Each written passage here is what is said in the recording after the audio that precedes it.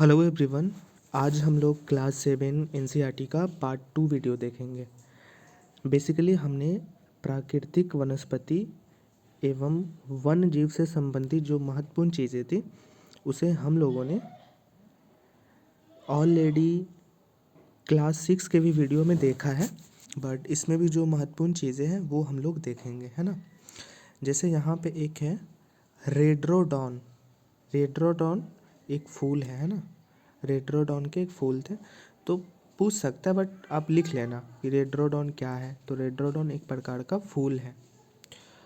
और एक कैसा फूल है? तो शंकुधारी वृक्ष, यानी जो शंकुधारी होते हैं, मतलब जिसमें कांटा वगैरह होता है, वैसे फूल है रेड्रोडॉन। ये आप मत लिखना, बस मैं बता दिया हूँ।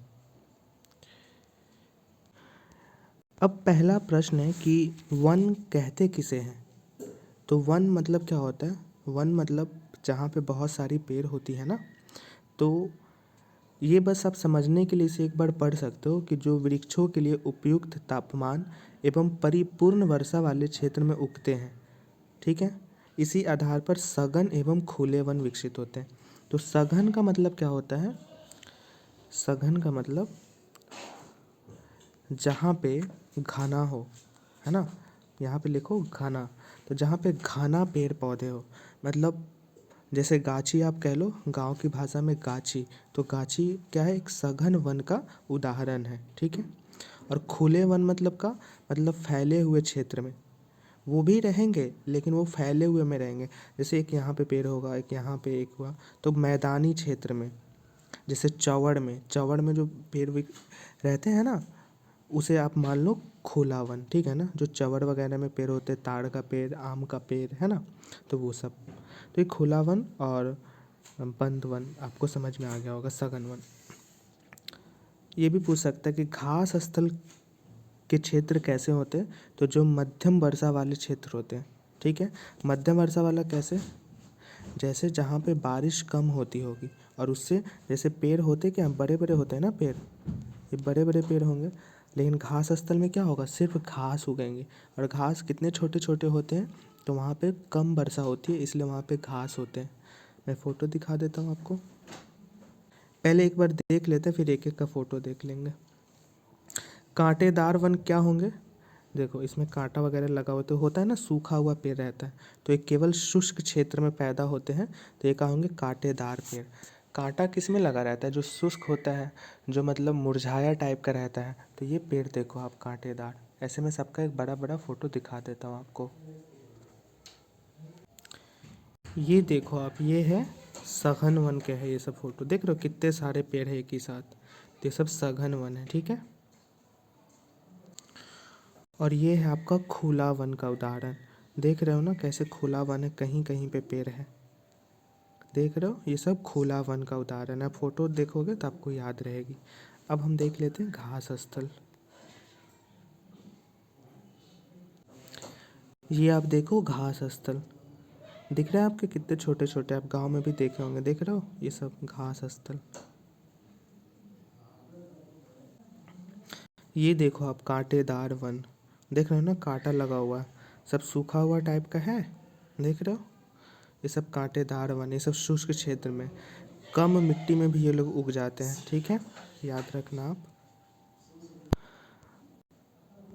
हमने उष्णकटिबंधीय सदाबहार वन को पिछला चैप्टर में पढ़ लिया है, तो यहाँ पे हम इसे छोड़ देंगे, ठीक है ना। बस यहाँ याद रखिएगा कि ब्राज़ील के उष्णकटिबंधीय सदाबहार वन इतने विशाल है कि पृथ्वी के फेफड़े की तरह काम करते हैं। तो हमने पढ़ा था कि अमेजोन की जो क्षेत्र है ना, अमेजोन एक, मैं दिखाता हूँ आपको फ़ोटो, उसे ही पृथ्वी का फेफड़ा कहा जाता है, अमेजोन का जो क्षेत्र है। आप, तो ये अमेजोन का जो क्षेत्र है, जहाँ पे बहुत सारे वृक्ष माने जाते हैं, और ये ब्राज़ील में है। तो पहला क्वेश्चन पूछेगा कि विश्व का फेफड़ा किसे कहा जाता है? तो अमेजोन की जंगलों को कहा जाता है। और अमेजोन की जंगल कहाँ है? तो वो है ब्राज़ील में, ठीक है। ब्राज़ील नहीं रहेगा तो रहेगा दक्षिण अमेरिका में। 3 पॉइंट याद रखिएगा। अब यहाँ पे एक क्वेश्चन और बनेगा कि एनाकोंडा जो सांप है जो विश्व का सबसे बड़ा सांप है वो कहाँ पाया जाता है? तो उष्णकटिबंधीय वर्षावन में, ठीक है। और उष्णकटिबंधीय वर्षावन को क्या कहते हैं? उष्णकटिबंधीय सदाबहार वन, जहाँ पे बहुत सारा वृक्ष पाया जाता है। हमने 6ठी क्लास में पढ़ा है, इसलिए हम लोग यहाँ पे इसको स्किप करेंगे, है ना। तो याद रखेंगे, विश्व का सबसे बड़ा सांप कौन है? एनाकोंडा। और ये कहाँ मिलता है? तो उष्णकटिबंधीय वर्षावन के क्षेत्र में। उष्णकटिबंधीय पर्णपाती वन को भी हमने पिछला चैप्टर में पढ़ा है, पिछले क्लास में। शीतोष्ण सदाबहार वन को भी हमने पढ़ा है, तो हम लोग यहाँ पे नहीं पढ़ेंगे। शीतोष्ण पर्णपाती वन को भी पढ़ा है, तो यहाँ पे हम लोग नहीं पढ़ेंगे। भूमध्य सागरीय वनस्पति आई थिंक हम लोगों ने नहीं पढ़ा है, तो हम लोग यहाँ पे इसे पढ़ लेते हैं। जो चीज़ें पीछे पढ़े उसे हम लोग रिपीट नहीं करेंगे, ठीक है। देखो, भूमध्य सागरीय वाला वनस्पति कौन होगा? हमने यहाँ पढ़ा था, ये ग्लोब है और इसके बीच वाला क्षेत्र 0 डिग्री सेल्सियस, इसे हमने पढ़ा था ना, इक्वेटर, ये भूमध्य सागरीय क्षेत्र, ये विषुवत रेखा, है ना, सॉरी। तो आपने पढ़ा था ना कि ये जैसे है, तो इसका 0 डिग्री क्षेत्र को हम लोग बोलते हैं। तो ये कहाँ पाया जाएगा? इसी क्षेत्र में पाया जाएगा, है ना। हम लोग आगे भी पढ़ेंगे कि यहाँ पे कौन कौन से देश है, भूमध्य सागर क्षेत्र से क्या गुजरता है, कौन कौन से देश, वो सब हम पढ़ेंगे। अभी जो बेसिक चल रहा है, हम लोग बेसिक चल रहे हैं। तो इन सब क्षेत्रों में क्या है, ये सब जो जो देश आएंगे, जो जो क्षेत्र आएंगे, उन सब क्षेत्रों में भूमध्य सागरीय वनस्पति पाई जाएगी। तो इसमें कौन कौन से क्षेत्र आएंगे? तो यूरोप का क्षेत्र आएगा, अफ्रीका का, एशिया का क्षेत्र आएगा, ठीक है। यहाँ पे याद रखेंगे कि भूमध्य सागरीय जो वृक्ष है, यानी जो पेड़ है, वो शुष्क ग्रीष्म ऋतु में स्वयं का ढाल बना लेता है। अब ढाल क्यों बनाएगा? तो इसका सादा सा एग्जाम्पल आप देखिए, ये अंगूर का बाग है, तो कैसा आकार बनाया हुआ, अब देख रहे हो, ये पेड़ जमीन से सटा हुआ, लेकिन उसके ऐसे करके बनाया हुआ है, देखो ऐसे करके बनाया हुआ, तो ढाल बनाया हुआ है। तो पूछेगा कि ग्रीष्म और ऋतु में कौन सा क्षेत्र है जो स्वयं का ढाल बना लेता है, कौन सा वृक्ष है? तो भूमध्य सागरीय वृक्ष, ठीक है। अब देखिए, एक और पूछेगा कि विश्व का फलोदान किसे कहा जाता है, या कौन सा क्षेत्र को कहा जाता है? तो भूमध्य सागरीय प्रदेश को कहा जाता है, या भूमध्य सागरीय क्षेत्र को कहा जाता है। तो 3 पॉइंट यहाँ से आप याद रखिएगा। जो समझाने वाली चीज़ें मैं वो समझाता जाऊँगा। एक और पॉइंट याद रखिएगा कि इन्हीं क्षेत्रों में संतरा, अंजीर, जैतून, अंगूर, नींबू, यानी मैक्सिमम देख रहे हो जो खट्टे चीज़ें हैं ना, खट्टे जो फल वगैरह है, वो सब कहाँ मिलेंगे? भूमध्य सागरीय क्षेत्र में मिलेंगे। तो ये इतना आप याद रखेंगे। शंकुधारी वन को हमने पीछे देख लिया है। एक चीज़ यहाँ पे याद रखिएगा कि रूसी भाषा में टैगा का अर्थ है शुद्ध, या इसे छोड़ दीजिए, ये नहीं पूछेगा।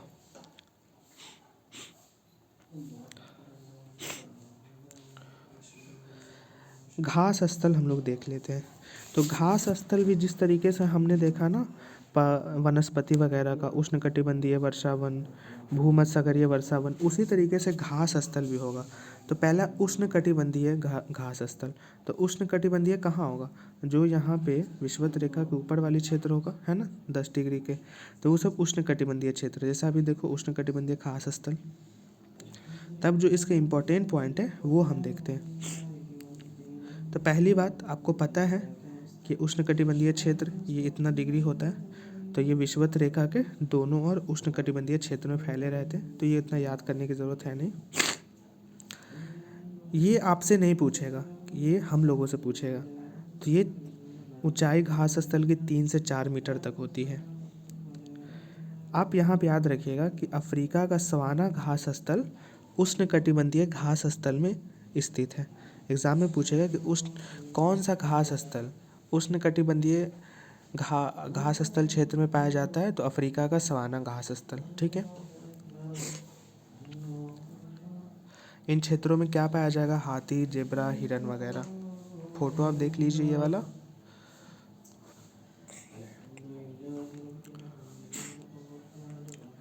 शीतोष्ण घास स्थल कहाँ पाया जाएगा?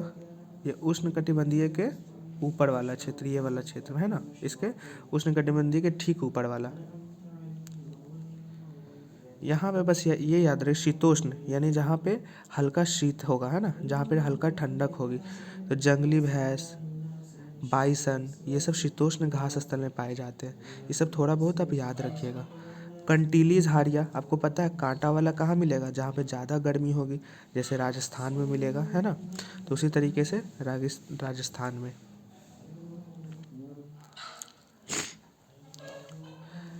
इनमें कौन कौन से पेड़ पाए जाएंगे, तो लाइकेन, लाइकेन आपको पता ही है कि वो गर्मी के क्षेत्रों में पाया जाता है। मैं लाइकेन का आपको फोटो दिखा देता हूँ।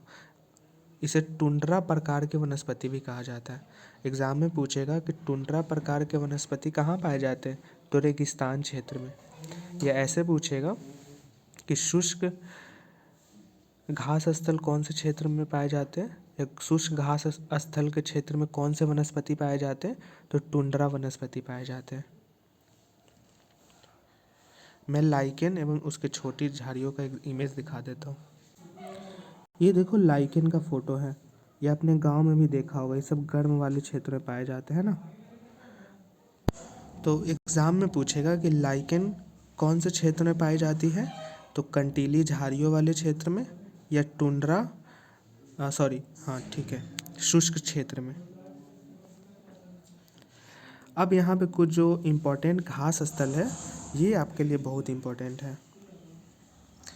उष्णकटिबंधीय घास स्थल पहला पूछेगा कि निम्न में से कौन कौन से उष्णकटिबंधीय घास स्थल है, सवाना, कैंपोस, लानोस।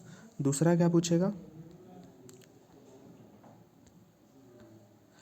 कि सवाना घास स्थल किस क्षेत्र में पाया जाता है, तो पूर्वी अफ्रीका में। कंपोस किस क्षेत्र में पाया जाता है, तो ब्राज़ील। लानोस वेनेजुएला में।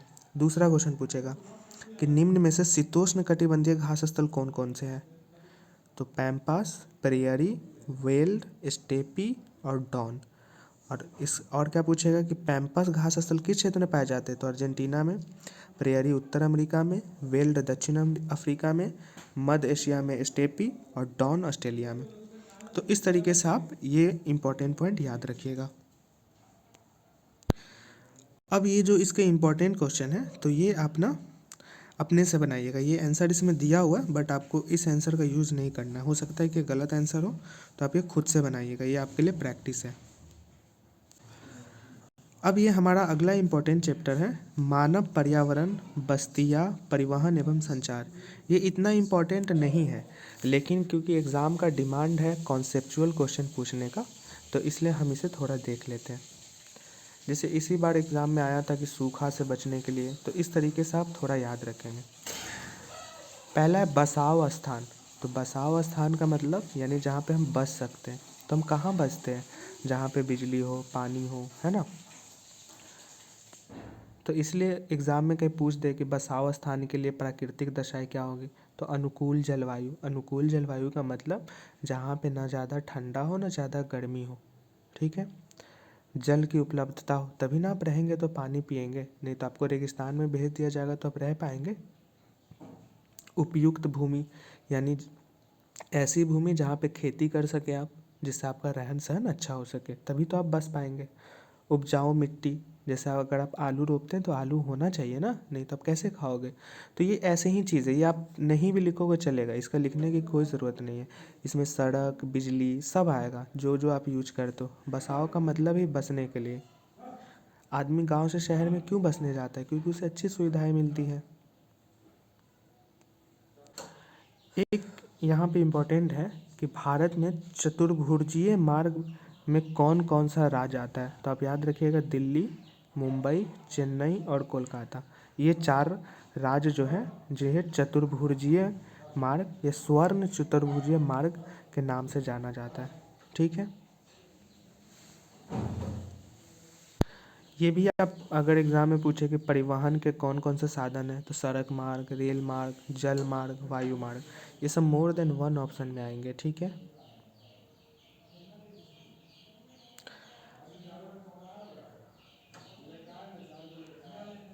ये याद रखिएगा कि हिमालय पर्वत पर मनाली लेह राजमार्ग विश्व के सबसे ऊंचे सड़क मार्गों में से एक है।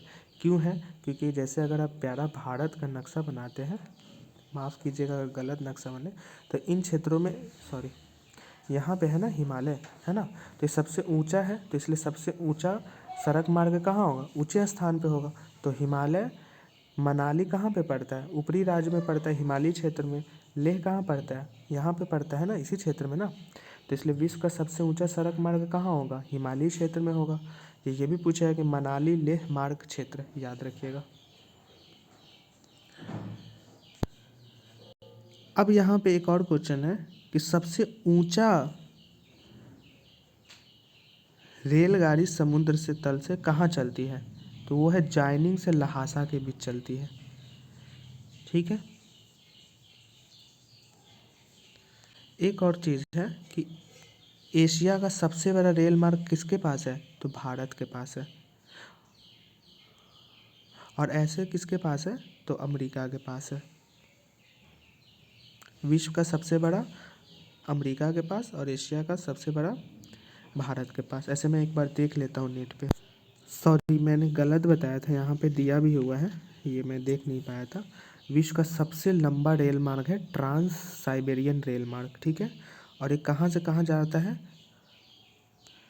तो ये आपका जाता है पश्चिमी रूस में सेंट पीटर्सबर्ग से प्रशांत महातट पर स्थित वालाद विस्टोक पर, है ना। तो ट्रांस विश्व का सबसे लंबा रेल मार्ग कौन है, ट्रांस साइबेरियन रेल मार्ग। और रूट क्या है, सेंट पीटर्सबर्ग से व्लादिवोस्टोक तक। इसे आप याद रखिएगा।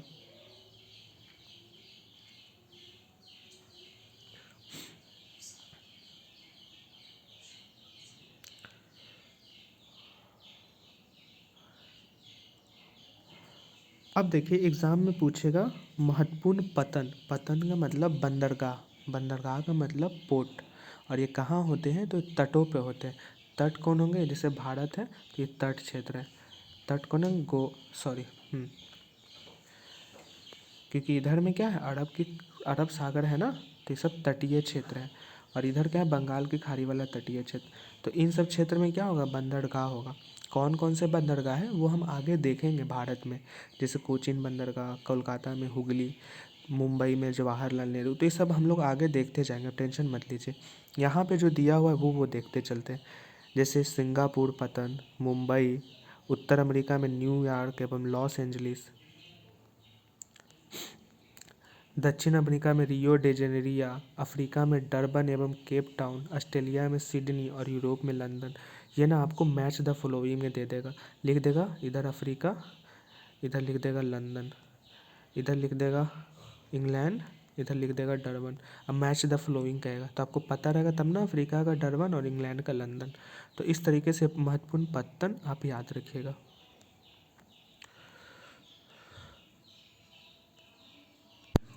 अब अगला चीज़ दिया हुआ संचार। तो संचार से क्या होता है, हम जब किसी चीज़ से जुड़ते हैं, संचार मतलब संचारित करना यानी फैलाना। तो फैलेगा कब, हम मोबाइल से किसी से बात कर रहे हैं तो एक नेटवर्क के माध्यम से बात कर रहे हैं, है ना, सैटेलाइट के माध्यम से। तो ये सब क्या है, एक संचार का माध्यम है। हम बस से कहीं पटना से दिल्ली जा रहे हैं तो ये भी क्या एक प्रकार का संचार ही है ना। हम मौसम का पूर्वानुमान लगा रहे हैं तो वो क्या एक प्रकार का संचार ही है। ठीक है। तो ये सब चीज़ें संचार है, इसका आपको कुछ याद करने की ज़रूरत नहीं, आपको पता होना चाहिए। अब ये हमारे पास कुछ इंपॉर्टेंट क्वेश्चन है तो आप इसे ना बना लीजिएगा, यहाँ पे आंसर मत देखिएगा, खुद से देखिएगा कि इंटरनेट क्या है ना, नहर मार्ग क्या होता है, तो ये सब आप देख लीजिएगा। ये सब गलत आंसर दिया हुआ है, मैं पहले ही बोल रहा हूँ। इसमें कैसे होगा, इंटरनेट का अंतर्देशीय जलमार्ग होगा, बिल्कुल नहीं होगा, ये सब आंसर गलत दिया हुआ है। मैंने पीछे भी जो भी आंसर बताए हैं खास करके मैथ दी फॉलोइंग है, उसमें मैक्सिमम आंसर गलत है। ये लिखा गया है मेरे से हड़बड़ाहट में, बट ये गलत आंसर है, आप खुद से आंसर बताइएगा।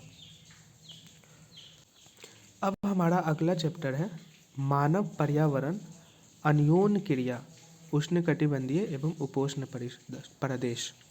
इसके जो भी इम्पोर्टेंट पॉइंट है वो हम देखते हैं। अब जो है हमारे बारे में पढ़ना अमेज़न बेसिन के बारे में। ठीक है। अब अमेज़न नदी बहती कहाँ है, तो अमेज़न नदी ये जो हमारा ये हमारा पृथ्वी है। ठीक है। और ये है यहाँ पे 0 डिग्री भूमध्य रेखा या विषुवतीय रेखा या इक्वाडोर जो इक्वेटर, ठीक है।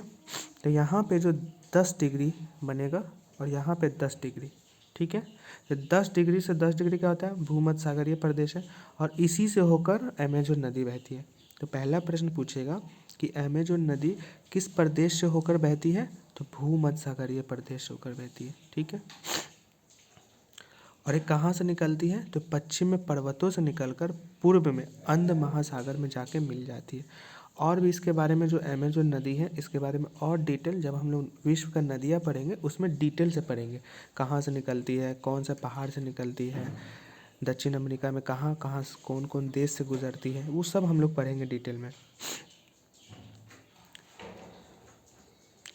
जैसे यहाँ पे दिया भी होगा कि यह नदी बेसिन ब्राज़ील में, पेरू में, बोलीविया में, इक्वाडोर में, कोलंबिया में तथा वेनेजुएला से गुजरती है। तो ये सारे नाम बहुत इंपॉर्टेंट है, सीधे एग्जाम में पूछेगा कि बताइए अमेजन नदी से कौन कौन से देश के माध्यम से गुजरती है। तो ये 6-7 देश का नाम आप याद रख लीजिएगा। ऐसे हम इसे डिटेल में विश्व की नदियों में पढ़ेंगे, ठीक है। अब देखो वर्षावन दिया हुआ है ना, वर्षावन, तो वर्षावन क्या होगा, जहाँ पे अत्यधिक वर्षा होगी। और वर्षा अत्यधिक कहाँ होगी, जहाँ पे तापमान अधिक होगा, ठीक है, जहाँ पे सूरज की रोशनियाँ ज़्यादा पड़ेगी ना। तो ये हमें पढ़ना नहीं है उतना, ठीक है ना, इसका कोई ज़रूरत नहीं। बस यहाँ पे याद रखिएगा कि ब्रोमीलायड एक प्रकार का पौधा है, ठीक है, जो अपनी पत्तियों में जल को संचित रखता है। तो एग्जाम में पूछेगा कि वो कौन सा पौधा है जो अपनी पत्तियों में जल को संचित रखता है, तो ब्रोमीलायड। और ये पूछेगा कि मेढक कौन से पौधे को जल के पॉकेट का उपयोग अंडा देने के लिए करते हैं, तो ब्रोमीलायड। तो ये बहुत इंपॉर्टेंट है, ये सब कहीं नहीं मिलता है, सब एनसीईआरटी में मिलता है। तो ये 2 क्वेश्चन यहाँ से बनेगा, आप इसे याद रखिएगा।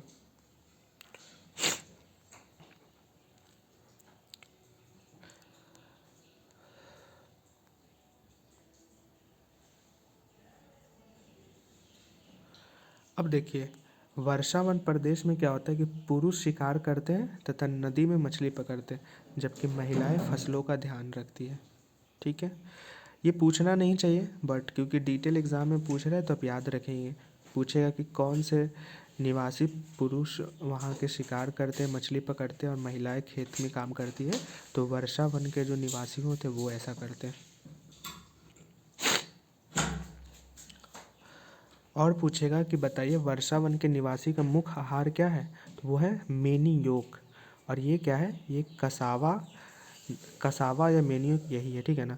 ये आलू की तरह ज़मीन के अंदर पैदा होते हैं। अब मैं इसको दिखा देता हूँ फोटो कसावा का। इसे हम लोग देहाती भाषा में कहते हैं ना अलुआ, अलुआ कहते हैं ना। तो ये वही अलुआ है जो वर्षावन के निवासी खाते, इसे ही ऐसे भाषा में कसावा कहते हैं या फिर मेनियोक्टस कहते हैं, ठीक है। तो ये आप याद रखिएगा। अब यहाँ याद रखिए कि मलोका किसे कहते हैं, तो मलोका एक घर की तरह ही एक जगह है जहाँ पे वर्षावन के निवासी रहते हैं, ठीक है। अब देखिए कर्तन एवं दहन पद्धति, तो कर्तन एवं दहन पद्धति, तो कर्तन से याद रखिएगा काटना और दहन से मतलब रखिएगा आग लगा देना। आग लगाते हैं ना, दाह संस्कार करते हैं ना, तो दहन से लेकर आग लगाना। यानी हम किसी, मान लेते हैं हम लोग ये एक ज़मीन है ना, और यहाँ पे हमने पेड़ उगाया, ठीक है, धान का पेड़ उगाया। तो कर्तन दहन पद्धति में क्या हुआ कि सारे धान को काट लेंगे, ठीक है, हम इसे काट लेते हैं, काट लिए और काटने के बाद यहाँ पे आग लगा देते हैं। आग लगा देंगे, तो आग लगा देंगे तो ज़मीन में क्या होगा, जितने भी जो छोटे छोटे काटने के बाद धान के पेड़ में बच जाते हैं वो जल जाएंगे, ठीक है। तो इससे क्या होगा, जब जल जाएंगे तो भूमि पूरा साफ हो जाएगी। तो यही कहते हैं कर्तन एवं दहन, मतलब काट देते हैं फिर उसका दहन कर देते हैं, मतलब जला देते। इतना ही याद रखना है बस।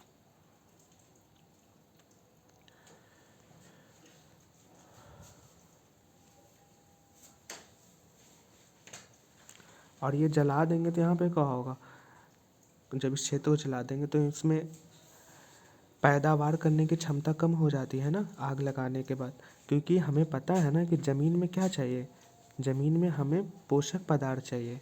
इसलिए हम लोग कभी खाद डालते हैं कीटनाशक के रूप में, कभी उसमें गोबर डालते हैं, कभी घर का राख डालते हैं। क्यों? क्योंकि इसकी उर्वरकता रहे। लेकिन हम इसे आग लगा देंगे तो इसकी उर्वरकता चली जाएगी। तो कृषि एवं दहन पद्धति, कर्तन एवं दहन पद्धति इतना ही है। अब हमारा है गंगा ब्रह्मपुत्र बेसिन में जीवन। तो ये आप देखो, गंगा और ब्रह्मपुत्र क्षेत्र जहाँ से निकल रही है, तो उन क्षेत्रों को गंगा एवं ब्रह्मपुत्र बेसिन क्षेत्र कहते हैं।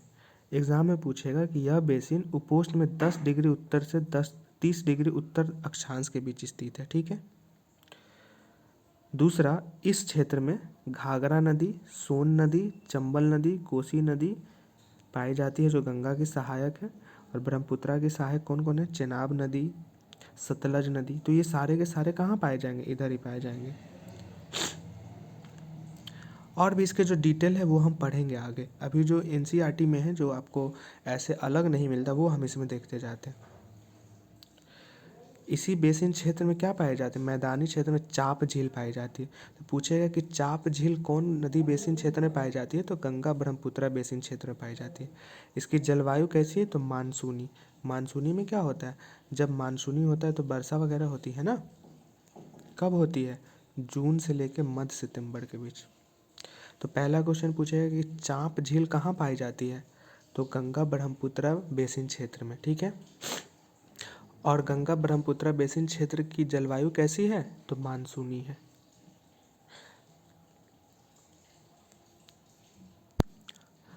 हमने पढ़ा था कि मानव प्रवास के लिए मैदानी क्षेत्र सबसे उपयुक्त है और जनसंख्या घनत्व है। एग्जाम में पूछेगा कि बताइए मानव के लिए सबसे रहने के लिए उपयुक्त जगह कौन है? तो मैदानी क्षेत्र। क्यों है? क्योंकि वहाँ पे खेती होती है, वहाँ पे बाढ़ वगैरह कम आते हैं। हमने पिछले 6ठी क्लास में इसको पढ़ा है, तो मैं बस यहाँ पे आपको रिवीजन के लिए बता दे रहा हूँ। धान की खेती में क्या लगता है? ज़्यादा बारिश लगता है, इसलिए जब भादो आता है तब हम धान रोपते हैं ना। तो इसलिए धान की खेती के लिए में अधिक वर्षा लगती है। पश्चिम बंगाल और असम किस लिए फेमस है? यहाँ पे चाय के बागान मिलते हैं। बिहार एवं असम के कुछ भागों में सिल्क एवं कीड़ों का संवर्धन किया जाता है, यानी सिल्क का उत्पादन किया जाता है। तो हमारे बिहार में सिल्क सिटी कौन है? भागलपुर है। तो एग्जाम में पूछेगा कि चाय के बागान के लिए कौन से प्रदेश मशहूर है? तो ऐसे असम एवं बंगाल। लेकिन जब हम पढ़ेंगे स्पेशली चाय, कपास, ऊन, ये सब के बारे में पढ़ेंगे, तो उसमें और डिटेल में पढ़ेंगे कि कौन कौन से स्पेशली राज्य है। अभी फ़िलहाल के लिए ये पढ़ रहे हैं।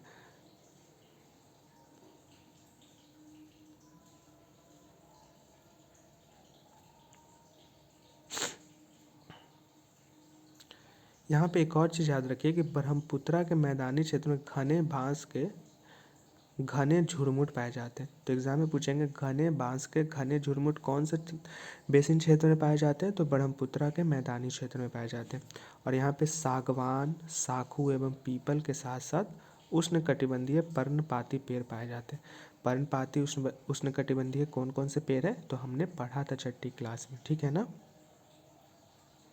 मैं यहाँ पे इसलिए उसे नहीं रिपीट कर रहा हूँ कि अगर मैं अभी बोल दूँगा तो फिर आप क्या करोगे? रिवीजन नहीं कर पाओगे।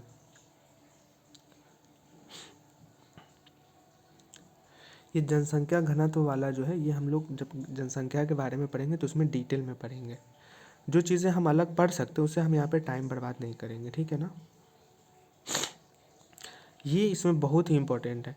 एक सींग वाला गेंडा कहाँ पाया जाता है? तो ब्रह्मपुत्रा के मैदानों में पाया जाता है। और ऐसे पूछेगा कौन सा नेशनल पार्क में?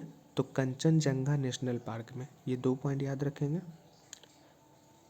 बंगाल टाइगर एवं घड़ियाल और मगरमच्छ कहाँ पाए जाते हैं? तो बंगाल के डेल्टा क्षेत्र में पाए जाते हैं।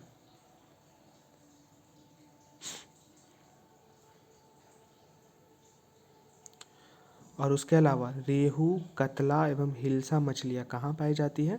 तो ये बंगाल की खाड़ी में पाई जाती है। अब यहाँ पे एक और याद रखिएगा, वेदिका कृषि। वेदिका कृषि फोटो देखिए। इसका निर्माण खड़ी ढलानों पर समतल सतह से बनाकर कृषि करने के लिए होता है। ढलान को इसलिए हटाया जाता है कि जल का प्रवाह तीव्रता से ना हो। आप देख रहे हैं ये फोटो अब देख रहे हैं, ये ढलान बनाया हो, इसलिए बनाया कि यहाँ पे जब पानी अगर ऊपर से बरसात होगी, मान लो यहाँ से पानी गिर रही है, तो ये यहाँ पे आके स्टोर हो जाएगी, ठीक है ना, जमा हो जाएगी। तो वेदिका कृषि में क्या होता है कि ढलान बनाया जाता है समतल जगहों पे, जिससे कृषि के लिए वहाँ पे जल बच सके और कृषि का उत्थान ज़्यादा हो सके। तो ये वेदिका कृषि है। एक और पॉइंट है कि डॉल्फिन कहाँ पाई जाती है, तो गंगा एवं ब्रह्मपुत्रा नदी के जलों में, ठीक है, और ये मीठे जलों में पाई जाती है, ठीक है। स्थानीय भाषा में इसे सूसू कहा जाता है, ठीक है, किसको, डॉल्फिन को। एक और पॉइंट, सूसू की उपस्थिति से जल की शुद्धता का पता चलता है। एग्जाम में पूछेगा कि कौन सी मछली या कौन सा अ, जीव जिसके कारण जल की शुद्धता का पता चलता है, तो डॉल्फिन, या स्थानीय भाषा में जिसका नाम क्या है, सूसू। और ये कहाँ पाया जाता है, तो गंगा एवं ब्रह्मपुत्रा नदी के क्षेत्र में। तो बहुत इंपॉर्टेंट है डॉल्फिन, देख लो। आपको पता है कि डॉल्फिन उद्यान केंद्र बिहार में कहाँ है, तो भागलपुर में है। और अ, इसके बारे में एक और जानकारी के लिए केंद्र खुला है पटना में, तो वो हम लोग करेंट अफेयर वाला में देख लेंगे, आप टेंशन नहीं लीजिएगा। एक और याद रखिएगा कि बिहार में घड़ियाल का प्रजनन केंद्र कहाँ है, तो सोन नदी के तट पे। सोन नदी सोनपुर में बन रहा है, ठीक है। ये 2 पॉइंट भी याद रखिएगा। ये याद रखिएगा, यमुना नदी के तट पर कौन कौन से है प्रमुख स्थल, ताजमहल, ठीक है। और इलाहाबाद कहाँ है, तो गंगा एवं यमुना नदी के संगम पर। इमामबाड़ा कहाँ है, लखनऊ में है। काजीरंगा एवं मानस नेशनल पार्क कहाँ है, असम में है। ये आप याद रखिएगा। अब जो ये इम्पोर्टेंट प्रश्न है, ये आप अपने से बनाइएगा, इसमें आंसर क्या दिया हुआ है इस पर आप मत जाइएगा, ठीक है ना। बहुत ही इम्पोर्टेंट प्रश्न है। हमने जो घास स्थल देखा था ना, तो उस घास स्थल के बारे में और डिटेल से देखते हैं। हमने उधर पढ़ लिया था कि कौन सा घास स्थल कहाँ पाया जाता है, अब एक एक का डिटेल पढ़ लेते हैं। पहला है प्रेयरी घास स्थल। ये शीतोष्ण घास स्थल है जो उत्तरी अमेरिका में मिलता है, हमने पढ़ा था। यह रॉकी पर्वत एवं पूर्व में ग्रेट लेक से घिरा हुआ है। और ये कौन कौन से देश में पाया जाता है, तो अमेरिका एवं कनाडा देश में।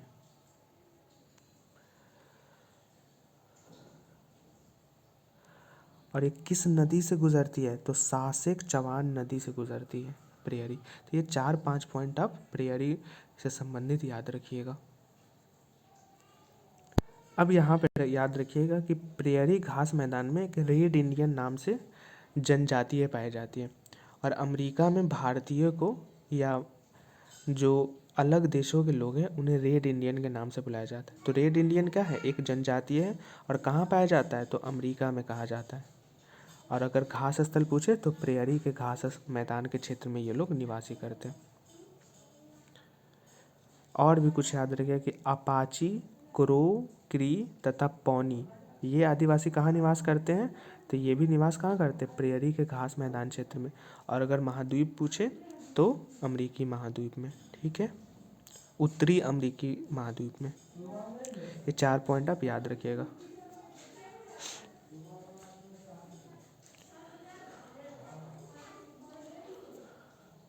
देखिए, अब पूछेगा कि चीनूक क्या है, ठीक है। तो चीनूक एक गर्म पवन है जो शीत ऋतु में बहती है, यानी ये गर्म हवा है, लेकिन ये कब बहती है, ठंडा के मौसम में बहती है, तथा कम समय में ही तापमान बढ़ा देती है।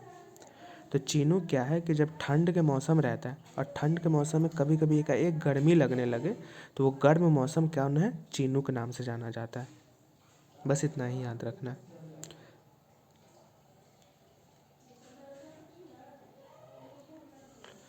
और ये किसके लिए अनुकूल है, तो घास विकास के लिए, मतलब घास बढ़ाने में कौन सा हवा महत्वपूर्ण रखता है, तो चीनूक हवा। और ये क्या है, तो ये गर्म हवा है, और ये कब उड़ती है, तो ठंडी के मौसम में बहती है।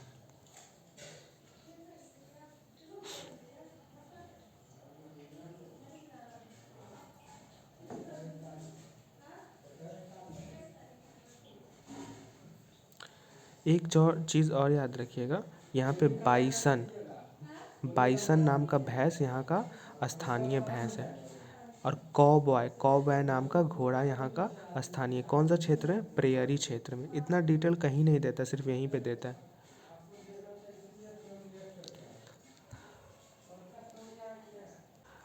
अब हम लोग देखते हैं वेल्ड, वेल्ड घास स्थल के बारे में। वेल्ड जो था, वेल्ड स्थल घास जो है, ये डच आदिवासियों के द्वारा नाम दिया गया था और ये डैक्सबर्ग पर्वत से घिरा हुआ है। इसके पश्चिम में कालाहारी रेगिस्तान है और इसमें ऑरेंज एवं लिम्पोपो नदियाँ बहती है। तो वेल्ड घास स्थल कहाँ है? तो पहला तो ये दक्षिण अफ्रीका में है, ठीक है। दूसरा, ये डैक्सबर्ग पर्वत से घिरा हुआ है। तीसरा, पश्चिम में कालाहारी रेगिस्तान से घिरा हुआ। तो डायरेक्ट पूछेगा कि डैक्सबर्ग पर्वत कहाँ है? तो दक्षिण अफ्रीका में। कौन सा घास स्थल क्षेत्र में है? तो वेल्ड स्थल में। तो इस तरीके से आप याद रखिएगा। ऑरेंज एवं लिम्पोपो नदी किस घास स्थल में बहती है? तो वेल्ड। कौन सा महाद्वीप में? तो दक्षिण अफ्रीका या अफ्रीका महाद्वीप में। तो इस तरीके से आप याद रखिएगा। और ये पशुपालन एवं खनन के लिए प्रसिद्ध है। क्यों है? क्योंकि अफ्रीका में पता है हीरो की खान मिलती है जोहान्सबर्ग क्षेत्र में। यहाँ पे एक और याद रखिए कि मेरिनो भेड़ एक लोकप्रिय प्रजाति रहती है जो दूध उत्पादन करती है। नहीं सॉरी, मेरिनो भेड़ कौन सा घास स्थल क्षेत्र में पाई जाती है? तो ये पाई जाती है वेल्ड घास स्थल क्षेत्र में। जो मैं इम्पोर्टेंट बोलता जा रहा हूँ वो याद रखिए। एक और इम्पोर्टेंट पर, जोहान्सबर्ग को विश्व का स्वर्ण राजधानी कहा जाता है और यहीं पे किम्बरेला हीरा का खान है। ये देखिए, किम्बरेला हीरा का खान है। ये आपका क्वेश्चन है, ये आप खुद से बनाइएगा। इसमें मैक्सिमम क्वेश्चन आंसर गलत ही लगा हुआ है, इसलिए आप खुद से बनाइएगा और खुद से देखिएगा कि कौन सही है कौन गलत है। अब देखिए रेगिस्तान में जीवन। रेगिस्तान कैसा होता है? आपको पता है शुष्क प्रदेश होता है, यहाँ पे तापमान अधिक होती है, ठीक है। यहाँ की जो वनस्पति होती है कांटेदार होती है, ये सब आप पढ़ चुके हैं। अब जो इम्पोर्टेंट रेगिस्तान है वो देखिए। पहला है सहारा रेगिस्तान, ये विश्व का सबसे बड़ा रेगिस्तान है, ठीक है। दूसरा पॉइंट, यह 8.54 लाख वर्ग किलोमीटर में फैला हुआ है और ये याद रखिएगा कि 11 देशों से घिरा हुआ है। ये 11 देशों का आप नाम याद रख लीजिएगा।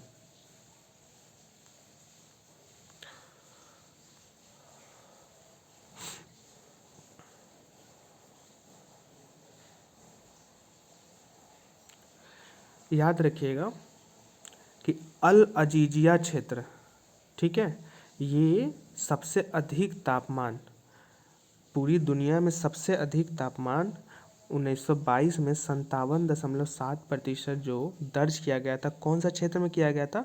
तो सहारा क्षेत्र में। और अगर नाम पूछे तो अल अजीजिया क्षेत्र में, ठीक है।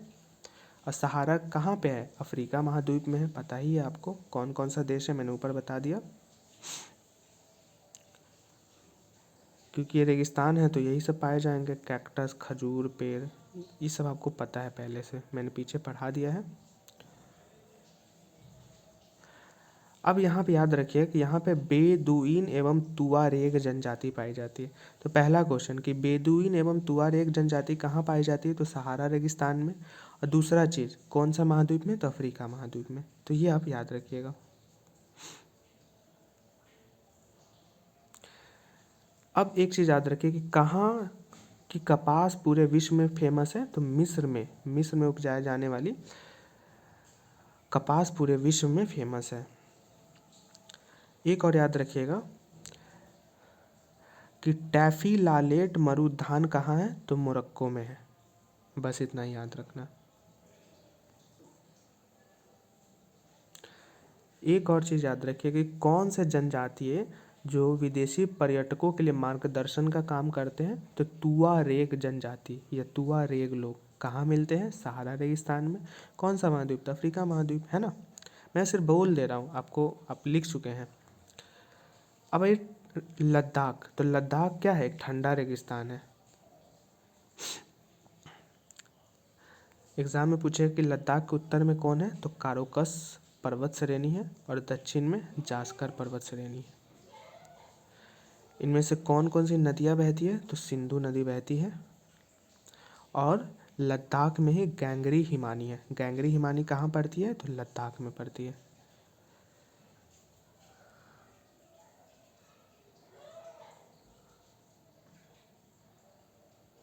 एक चीज़ और, पृथ्वी का सबसे ठंडा स्थानों में से एक द्रास कहाँ पड़ता है? लद्दाख में पड़ता है।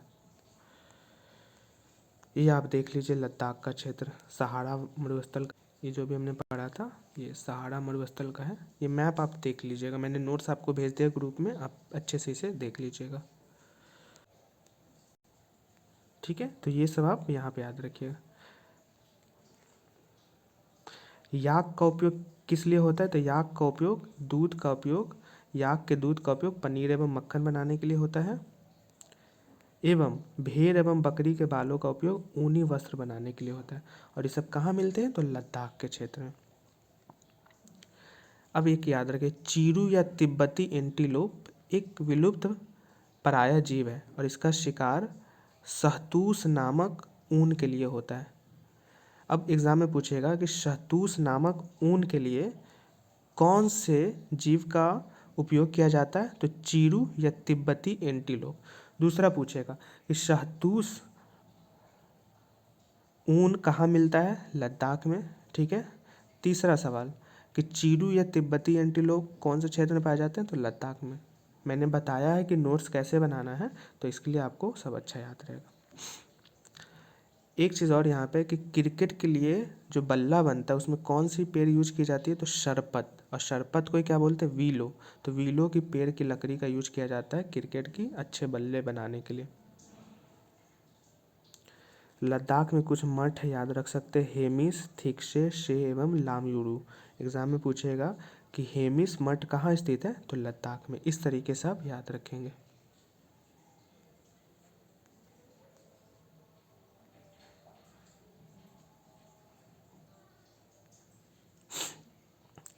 ये देखिए, मनाली लेह मार्ग 4 दर्रों से गुजरता है। कौन कौन सा दर्रा है? रोहतांगला, बारालाचा, लुंगालाचा एवं टांगला। ये चारों दर्रा पूछेगा कि बताइए मनाली लेह राजमार्ग से कौन कौन से दर्रे गुजरते हैं, और चारों ऑप्शन में दे देगा, और एक लिखेगा नॉन ऑफ द एबव, एक लिखेगा एक से अधिक। तो इसलिए चारों याद रखें। बाकी जो दर्रा है, कौन दर्रा कहाँ है, नहीं है, कौन दर्रा हिमाचल से श्रीनगर कनेक्ट होता है, तो वो सब हम दर्रों वाली चैप्टर में डिटेल में पढ़ेंगे। आप बेफिक्र रहिए, जो एनसीईआरटी की ज़रूरत है हम उसे ही पढ़ेंगे अभी। ये जो इम्पोर्टेंट क्वेश्चन है ये आप बना लीजिएगा अच्छे से, ठीक है ना। इसमें पता ही है कि ज़्यादा सा आंसर गलत ही है, क्योंकि मैंने जानबूझ के दी है। और जो सही है आप सही मारिए, खुद से प्रैक्टिस कीजिए। फिर तो मैं ही हूँ, जब मैं टेस्ट लूँगा तो उसमें ये सब क्वेश्चन पूछूंगा ही। तो ये आपका ना 7वां क्लास का चैप्टर समाप्त होता है। जितने इंपॉर्टेंट बिंदु हैं मैंने सब बताए हैं, अच्छे से मन लगा के पढ़िए, खूब पढ़िए, है ना। और फिर हम अगले वीडियो 8वां का वीडियो 2-3 दिन में मैं अपलोड करूँगा, आपको भेजूँगा। तब तक के लिए थैंक यू सो मच, धन्यवाद।